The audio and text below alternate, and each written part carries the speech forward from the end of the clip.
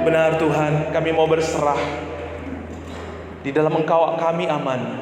Di dalam Engkau kami menemukan semua jawaban atas kehidupan kami. Di dalam Engkau kami dibebaskan. Di dalam Engkau hidup kami penuh arti. Kami bersyukur di pagi yang luar biasa Tuhan menibakan kami di tempat ini. Kami percaya lawatan-Mu nyata dan ajaib di tengah-tengah kami. Bekerjalah Tuhan lewat firman-Mu, baik juga lewat anak-anak Tuhan yang akan memberkati kami. Terima kasih, kami siap menerima lawatan-Mu, menerima berkat-Mu. Bapak Ibu yang siap menerima berkat Tuhan, bersama saya katakan amin. Silakan duduk. Shalom. Puji nama Tuhan. Hari yang luar biasa, momen di mana kita bersama-sama diingatkan kembali untuk menyemangati anak-anak muda kita lewat ibadah Pekan Pemuda. Tahukah Bapak Ibu Saudaraku yang dikasihi Tuhan, bahwa generasi anugerah, judul firman Tuhan kita pagi hari ini adalah generasi anugerah. Generasi anugerah itu tidak terjadi begitu saja.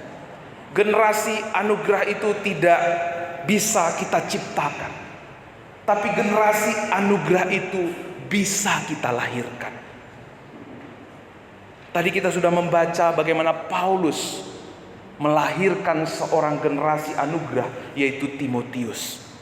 Selain Timotius itu dimuridkan oleh Paulus, dia juga punya orang tua yang mendampingi, yang mendukung, yang memotivasi Timotius hidup di dalam Tuhan.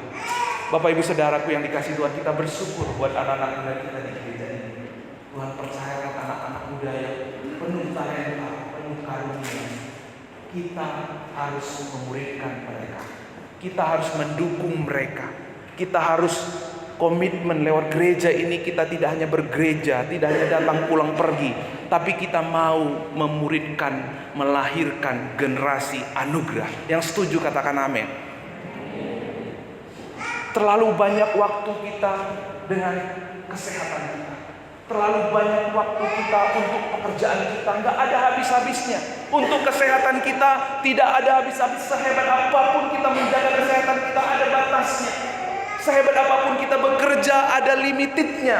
Sehebat apapun kita mencari penghiburan, selalu kurang. Dan saya mau kasih tahu kepada kita semua, ada satu tugas kita yang besar, yang bernilai kekal, yang tidak pernah habis-habisnya. Dan ketika kita lakukan, itu tersimpan tidak hanya di dunia, tetapi di sorga. Apa itu saudara? Melahirkan generasi anugerah. Amin. Memuridkan generasi di bawah kita. Kalau kita nggak memuridkan generasi di bawah kita, siapa yang akan memuridkan mereka? Dunia akan memuridkan mereka. Saya melayani anak-anak muda BPD Jabatara, pendeta-pendeta pada mengeluh, Pak, anak-anak muda saya, Pak. Anak-anak muda saya, Pak, sepi. Tapi ada dua gereja pemuda yang begitu antusias dan semangat. Saya selidiki, kenapa ini anak muda semangat, antusias? Ada senior di gereja mereka yang peduli dengan mereka. Ada jemaat yang mau rumahnya dipakai untuk tempat bersekutu anak-anak muda. Ada orang tua yang mau care sama mereka, yang peduli, yang menjadi berkat buat mereka. Lihat Paulus begitu tidak hanya mendoakan si Timotius, dia memberikan apresiasi, afirmasi, konfirmasi kepada anak-anak muridnya. Itu yang kita perlu lakukan. Berikan waktu kita. Jangan terlalu banyak untuk sesuatu yang bernilai sementara. Kita gunakan waktu kita untuk sesuatu yang bernilai kekekalan, melahirkan generasi anugerah. Amin. Berikan waktu kita untuk sesuatu yang kekal.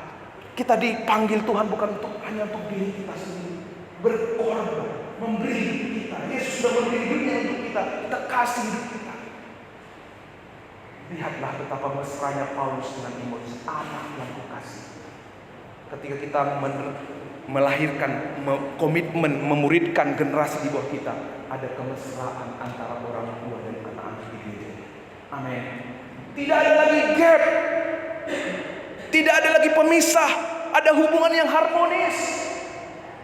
Kalau anak-anak memanggil bapak-bapak, bapak, ada kemesraan, ada atmosfer yang kita tidak pernah ditemukan di luar sana. Karena apa, saudara? Ada kekekalan yang dikerjakan. Saya menyaksikan bagaimana generasi baby boomer, yaitu pendeta Fetus Park, bisa berhasil memuridkan generasi Gen Z, Gen zaman sekarang. Kita akan menyaksikan. Jadi khotbah hari ini khotbah terpendek, Bapak Ibu. Ini inspirasi buat kita bagaimana kita melahirkan generasi, memuridkan generasi. Kita akan melihat bagaimana pendeta Petrus Pak melatih anak-anak muda ini di masa belia mereka militan dalam menginjili.